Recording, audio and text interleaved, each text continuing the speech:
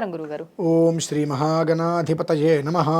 గురుగారు, తిరుపతిలో వెంకటేశ్వర స్వామి వారు కళ్ళు మూసుకొని ఉంటారని చెప్పి అంటుంటారు కదా, నిజంగా ఎందుకు స్వామివారు కళ్ళు మూసుకొని ఉంటారు? దాని వెనకాల ఏదైనా ఆంతర్యం ఉందంటారా? తప్పకుండా అమ్మా. ఓం నమో వెంకటేశాయ. తిరుమల హ్మ్. యావత్ ప్రపంచానికి ఆధ్యాత్మిక రాజధాని. కోటాను కోట్ల మంది భక్తులు అక్కడికి వెళ్తూ ఉంటారు. ఆయన కళ్ళు మూసుకోవడానికి గల కారణం ఏమిటి అంటే హ్మ్. జరిగేటువంటి పాపాలని చూడలేక. హ్మ్. ఎందుకంటే భగవంతుడి దగ్గరికి వెళ్ళేటువంటి వాళ్ళలో 100కి 99 మంది పాపాత్ములే వెళ్తారు. హ్మ్. అంటే పాపం చేశాను, పాపం నుంచి నిష్కృతి కావాలి అని వెళ్ళేవారు. కోపాలు వస్తాయి చాలామందికి నేను విషయం చెప్తే. హ్మ్. లేదా నేను ఇంత సంపాదించాను, నీకు ఇందులో ఇంత వాటా ఇస్తా, హ్మ్. హుండీలో ఇంత వేస్తా. లేదా ఈ పాపాలు నేను చేశాను, నాకు ఇది వస్తే నీకు నా జుట్టు ఇస్తా. నీ జుట్టు ఇవ్వడం నాకేమైనా లాభమా? హ్మ్. వ్యాపార సంబంధం అదంతా వేరు. నిజంగా ఈ జుట్టు ఇయడం ఇదంతా భగవంతుడికి ముందు నుంచి ఆచారంలో ఎక్కడైనా ఉందా? మానవులు సృష్టించిందేనా? మానవుల నుంచి వచ్చింది అమ్మ ఇదంతా కూడా, ప్రతి ఒక్కదానికి కూడా. అంటే ఏమవుతుందంటే నాకు ఈ కష్టం వచ్చింది, కష్టం నెరవేర్చిందంటే నీకు ఇస్తానంటే జుట్టు మళ్ళీ వస్తుంది కదండి. స్వార్థం అక్కడ కూడా.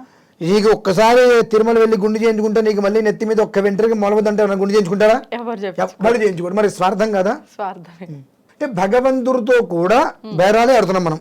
భగవంతుడితో కూడా స్వార్థంతో ఉన్నాం తప్ప భక్తిగా ప్రేమగా ఎక్కడ మనం లేము. రెండు, భగవంతుని చూడటానికి వెళ్ళేటప్పుడు కూడా ఏడుకొండలవాడ వెంకటరమణ గోవింద గోవింద లోపలికి వెళ్ళి స్వామివారు చూడగానే మనం ఏం చేస్తామండి? కళ్ళు మూస్తాం. ఇంకెందుకు చూడటం? అక్కడికి దివ్యమంగళ రూపాన్ని కనులారా చూడాలి. రూపాన్ని పైనుంచి కింద వరకు, కింద నుంచి పై వరకు కూడా దివ్యమంగళ విగ్రహాన్ని చక్కగా వీక్షించాలి. ఆ వీక్షించుకుని దగ్గరికి కళ్ళు మూసుకుని కళ్ళు ఉండి దానికి ఇంకా అంటే నువ్వు ఏ రకంగా అయితే కనుక భగవంతుడి దగ్గరికి వెళ్ళి ఆ భగవంతుడి యొక్క రూపాన్ని నువ్వు చూడలేక కళ్ళు మూసుకుంటున్నావో అదే రకంగా మీరందరూ చేసేటువంటి నికృష్టమైన చేష్టలు చూడలేక ఆయన కూడా అలా కళ్ళు మూసుకుని ఉండిపోయాడు. అంటే ఆయన కళ్ళు మూసుకున్నంత మాత్రం మన చేష్టలు ఆయనకు తెలియదు అంటారా? తెలుసు. మరి ఎందుకు మూసుకోవడం? అందుకని గురువారం రోజు నాడు ఆ నామ విధానంలో సగం సగం ఉంటాయి. కొంచెం ఒక మోస్తరు జాగ్రత్తగా ఉంటారు.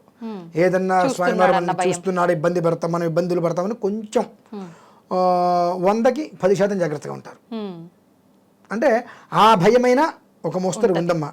మిగిలిన రోజుల్లో కళ్ళు ఆయన మూసుకోవడం కాదు, వీళ్ళు మూసేస్తారు. ఆయన చూస్తున్నారు, తప్పులు మీరు చూడొద్దు అని వీళ్ళు మూస్తారా? నీ కళ్ళు మూస్తాం, మా తప్పులు మేము చేస్తాం అనే రీతిలో అవన్నీ కూడా అక్కడ జరుగుతున్నాయి. ఎందుకంటే ఇక్కడ ఏది కూడా మనం భగవంతుని నిందించడానికి ముందుంటాం. ఇందులో మీకు ఒక విషయం చెప్తా. ఎన్నో రకాల విధ్వంసాలు జరుగుతున్నాయి దేవాలయాల మీద. అంటే నన్ను అడిగారు, అడిగితే దానికి నేను సమాధానం మీకు కాదు అందరికీ అర్థమయ్యే రీతిలో నేను ఒక వీడియోలో చెప్తాను. అనుకోకుండా దానికి సంబంధించి మీరు అడిగారు కాబట్టి ఇందులో నేను చెప్పాల్సి వస్తుంది. తనను తాను రక్షించుకోలేని భగవంతుడు భక్తుల్ని ఎలా రక్షిస్తాడు అంతే కదా. అంటే నాకు అనిపించింది నిజమే, తప్పే ఉన్నది. ఇప్పుడు భగవంతుణ్ణి ఎవరు పిలుస్తున్నారు? భక్తులు. మనమే పిలుస్తున్నాం. ఆయన ఎక్కడో ఆయన భార్య పిల్లలతో, ఆయన కుటుంబంతో ఆయన ఏదో ఆడుకుంటూ పాడుకుంటూ పైన ఏదో విహరిస్తుంటే ఒక విగ్రహాన్ని తయారు చేసి రాతితో ఆ విగ్రహాన్ని స్థాపించి కింద యంత్రం పెట్టి మంత్రాలతో నువ్వు దా నువ్వు దా నువ్వు దా అని చెప్పి పిలిపించి ఆయన అందులో నిలబెట్టి బంధించేశాం. ఎందుకని? ఆయనకి మనం సేవ చేసుకోవాలని చెప్పి. అంటే ఎవరు పిలిచారు? మనమే. దేనికోసం పిలిచారు? సేవ చేసుకోవాలని చెప్పి పిలుచుకుంటూ వచ్చాం. ఇప్పుడు మీ ఇంటికి ఒక ఎమ్మెల్యే వచ్చారు, ఆయనకి మీరు కూర్చున్నప్పుడు కాఫీనో టీనో పాలో ఇచ్చినప్పుడు ఆయన ముందు మీరు యథావేషాలు ఇస్తారా?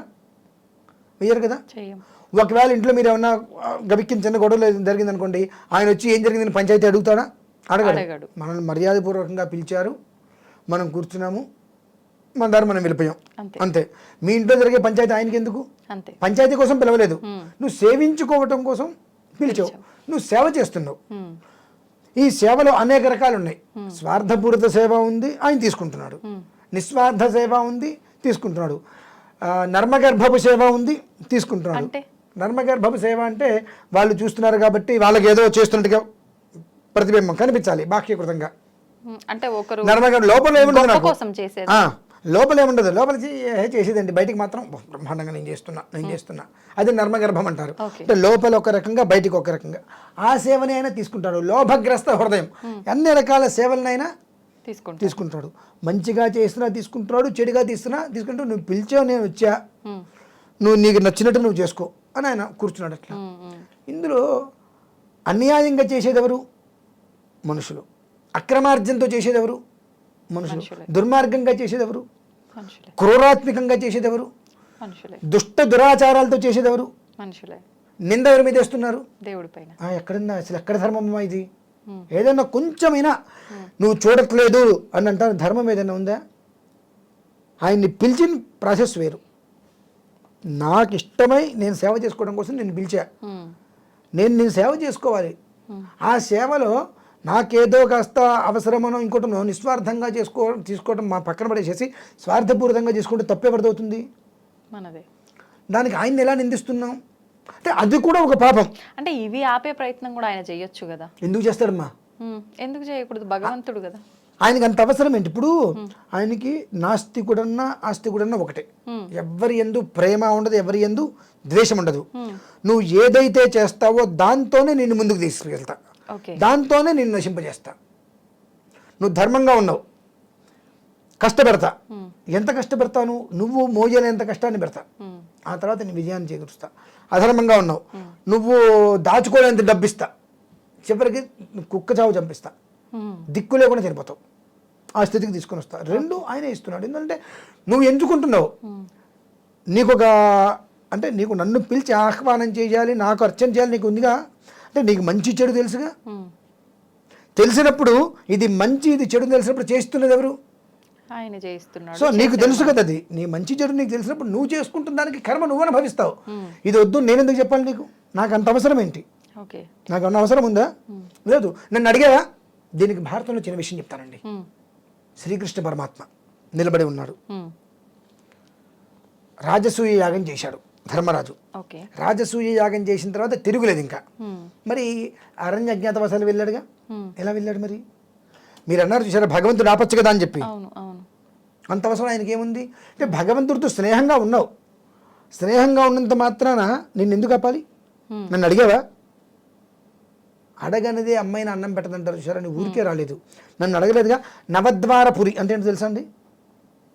ఆ నవద్వారంలో శ్రీకృష్ణ పరమాత్మ లేడు.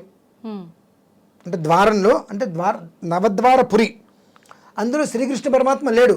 కాబట్టి ఈయనేమయ్యాడు? అరణ్యాలు అజ్ఞాతవాసాలు చేయాల్సి వచ్చింది. ద్రౌపదీదేవి ఆవిడికి వస్త్రాభరణం చేస్తుంటే ఆ నవద్వారపురిలో ఆయన ఉన్నాడు. అంటే ఏంటంటే నువ్వేమనుకున్నావు? కృష్ణుడు నా దగ్గర ఉన్నాడుగా, నాకు చెప్పకపోతాడా? నీ మనస్సులో లేడు. బావా అని పిలిస్తే పక్కనే ఉన్నాడుగా. అంటే విలువ ఉండదు మనిషికి. విలువ పక్కనే ఉన్నప్పుడు ఎప్పుడు కూడా తోడుగా ఉంటే మనిషి మీద మనకు వాల్యూ ఉండదు, అడగం, మన ఇష్టం వచ్చేది చేస్తాం. కాబట్టి నీకు భగవంతుడు శ్రీకృష్ణుడు భగవంతుడని తెలుసు, ఏదైనా సర్వకార్య సాధకుడని తెలుసు, ఆపగలదని తెలిసి కూడా నువ్వేం చేసావు? ఆయన అడగల. నా పక్కనే ఉన్నాడు చూసుకుంటాలి అనుకుని నువ్వు ఆట ఆడేసావు. గోవిందార్పం నేను పక్కన కూర్చోబెట్టేశాడు తీసుకెళ్ళి. అదే ద్రౌపదీదేవికి వస్త్రాభరణం చేస్తుంటే అన్నా అని పిలిచింది, మనస్సులో ఉన్నాడు, వెంటనే ఆయన రక్షించాడు వచ్చి. అంటే ఆ ద్వారపురి నువ్వు భగవంతుడు నా ఇంట్లో ఉన్నాడు, నేను గుడి రోజు 10 సార్లు అంటే నెలకోసారి తిరుపతి వెళ్తున్నా కాబట్టి నాకు కష్టం రాకుండా నేను చూస్తాడు అనుకుంటే అది ఎందుకు కరెక్ట్ అవుతుంది? 10 సార్లు నువ్వు వెళ్తున్నావు సంవత్సరానికి, ప్రతి నెల నువ్వు వెళ్తున్నావు, కానీ ఏనాడైనా భగవంతుడా నీ క్షేమం కోరి నేను వస్తున్నా, నువ్వు ఎలా ఉన్నాయని అడుగుతున్నావా? మనం ఎంతసేపటికి భగవంతుడి దగ్గరికి నెలకు ఒకసారి తిరుపతి వెళ్తున్నామండి, సంవత్సరానికి 10 సార్లు వెళ్తున్నామండి. మేము దేనికి వెళ్తున్నాము? నాకు ఇల్లు కావాలి, నాకు కారు కావాలి, ఆస్తి కావాలి, భూమి కావాలి, నా కుటుంబం, నా భార్య, నా పిల్లలు, దీని మీదే వెళ్తున్నాం. కానీ భగవంతుడి మీద ప్రేమతో, ఆయన మీద భక్తితో ఆయన దగ్గరికి వెళ్ళి నీకేం కావాలి తండ్రి మనం అడగట్లేదు కదా. అంటే ఆయనకి ఏం కావాలి అని అడిగినా, ఆయన ఒకవేళ అడగడు నాకు ఇది కావాలని, అడిగినా ఇచ్చేటంతటోళ్ళ మనం కాదు కదా గురుగారు. పత్రం పుష్పం ఫలం తోయం అని చెప్పబడిందిగా. భక్తితో ఒక ఆకు ఇచ్చిన తీసుకుంటాడు ఆయన. అంటే ఇది నాకు ఇది కావాలి అది కావాలి అనేటువంటి ఆలోచన లేకుండా, తండ్రి నిన్ను చూడటం కోసం వచ్చా, కేవలం నిన్ను చూడటం కోసం వచ్చా, ఇక నాకు చేతైంది తీసుకొచ్చి ఇక్కడ పెట్టా అంటే ఆయన అది తీసుకుంటాడమ్మా. అది మనం చేస్తున్నామా? అది మనం చేయట్లా. కాబట్టి మనం ఆయనకి చేయలేనప్పుడు ఆయన మనకు చెయ్యలేదు అనే అర్హత మనకు లేదు. అన్ని దరిద్ర పనులన్నీ మనమే చేస్తున్నాం, వ్యధావేషాలన్నీ మనమే చేస్తున్నాం. ఆయన అక్కడ రాయిలాగా కూర్చోబెట్టాం, నువ్వు అక్కడ కూర్చో అన్నాం, కూర్చున్నాడు ఆయన, స్టాచ్యూ అన్నాం, నిలబడిపోయాడు ఆయన. మన అన్నీ మనం చేసేసుకుంటూ మనం చూడట్లేదు, పట్టించుకోవట్లేదు, ఆయనకి అవసరం ఏముంది అసలు? పిలిచింది మనం, కూర్చోబెట్టింది మనం. ఆయన్ని ఉన్నాడు మనం కూర్చోబెట్టాము, మర్యాద లేకుండా మన ఇష్టం వచ్చినట్టు మనం చేసుకుంటాము. ఆయనకి అది అవమానమా కదా? ఆయన అక్కడ ఉంటాడు, మరి ఆ రాయి ఉంటుంది అక్కడ, ఆ విగ్రహంలోంచి ఆయన వెళ్ళిపోతాడు కదా. ఆయన వెళ్ళిపోతే రాయి అవుతుంది, ఆయన ఉంటే విగ్రహం అవుతుంది. ఆయన వెళ్ళిపోతాడు, ఇక ఆయన ఉంటే ఎంత లేకపోతే ఎంత, మన ఇష్టం వచ్చినట్టు మనం చేస్తున్నప్పుడు. కాబట్టి మనం చేసేటువంటి నీతిమాలిన పనులకి భగవంతుడిని నిందించడం కరెక్ట్ కాదు, అదొక మహాపాపం మళ్ళీ. కాబట్టి మనం చేసుకునేటి ఇప్పుడు ఉన్నారు మన సనాతన ధర్మం మీద ఏం జరిగినా నాకు సంబంధం లేదండి, నేను మహాపత్తిని, నేను నా అవసరమైతే నా కుటుంబం గురించో నా కులం గురించో వస్తే నేను ఫేస్బుక్ లేదా కామెంట్లో పెట్టేస్తాను, నువ్వు ఇంత అని చెప్పి. అంతగా నేను వెళ్ళి ఎదురు ప్రశ్న చేయనండి, నా వల్ల కాదండి. నాకు నా కుటుంబం ఉందని నేను కూర్చునే రకాలు మనకెందుకండి ఇవన్నీ? ఎంతసేపటికి కూడా మనం ఒక మాట అంటే, మన ఇంటికి పాలవాడు వచ్చాడు అనుకోండి, పాలవాడిని మనం తిడతాం. కూరగాయల తన దగ్గరికి వెళ్ళి ఇంకో కుసరై ఇంకో టమాటా ఇవ్వు, 50 రూపాయల కిలో, 45 చేసుకో, ఈ 5 రూపాయలు వాడు ఏదో బ్రతికేసినట్టుగా, మనకేదో పేదవాళ్ళు అయిపోయినట్టుగా వాడి దగ్గరికి వెళ్ళి పొట్లాడతాం. అదే కిలో టమాటాలు రిలయన్స్లోకి వెళ్ళి తీసుకుంటే ఆ కిలో పైన 40 గ్రాములు అంటే 40 గ్రాములు కూడా వాడు చచ్చినట్టు ముక్కు పిండి వదిలి చేస్తాడు. వాడి దగ్గర నోరు మూసుకొని బయటకు వస్తాం. కాబట్టి మనం ఏం మాట్లాడినా ఎదురు తిరిగి మాట్లాడుకునే వాడి మీద మాత్రమే మన ప్రతాపాలు చూపిస్తాను తప్పితే, కాస్త ఎదురు తిరిగి మాట్లాడతాడు అనుకుంటే ముందే నోరు మూసుకొని పక్క కూర్చునే రకాలు మనం. కాబట్టి భగవంతుడు తిరిగి మాట్లాడు కాబట్టి ఆయన అక్కడ కూర్చోబెట్టి ఆయన అనేక రకాలుగా అవమానిస్తూ మన ఇష్టం వచ్చినట్టు మనం చేసుకుంటున్నాం. కాబట్టి ఆయన వెళ్ళిపోయాడు, అక్కడ లేడు. ఎందుకుంటాడు? ఇందాక మిమ్మల్ని ఒక ప్రశ్న అడిగా, మీ ఇంటికి ఒక మనిషిని పిలిచి, పెద్ద మనిషిని పిలిచి ఆయన ముందు మీరు వ్యవహారాలు చేసుకుంటే ఆయన ఉంటాడా? ఆపుతాడా?